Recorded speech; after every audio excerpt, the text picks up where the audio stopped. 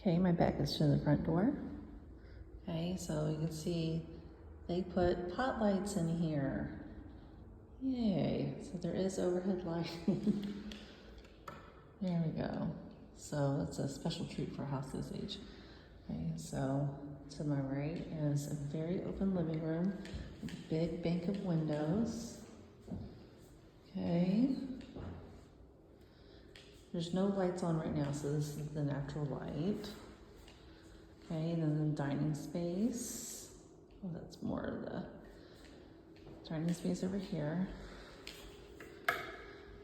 So, very large. It does look like that would be a little off center, not off center to the room, but off center for where you would be putting a table, but nice window out to the backyard. Okay, this is laminate flooring. It's very much a gray tone. Kitchen. So really great kitchen. So it looks like they tried to do this like a peninsula. So that's a little different. This is a vinyl flooring. Okay, it looks like appliances are brand new. Okay, let's see.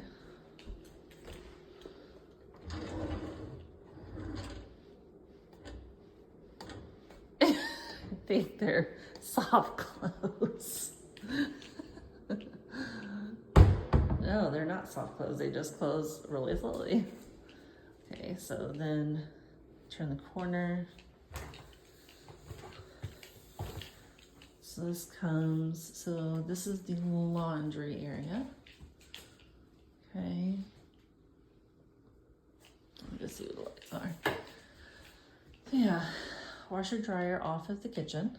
So we'll step down. This is probably, yeah, this is the converted garage, which makes sense. So it's a step down. So then there's this bedroom here. This make a good dog room. Brand new carpet in here. See, they try to keep the continuity of the textured walls and redid the walls with all of this texture and stuff to it. The continuity is great, but you know, you can only want so many swirls.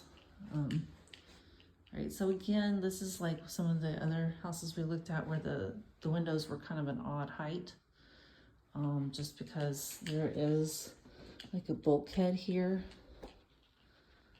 but not something that can't be worked around. Again, it would be a great dog room.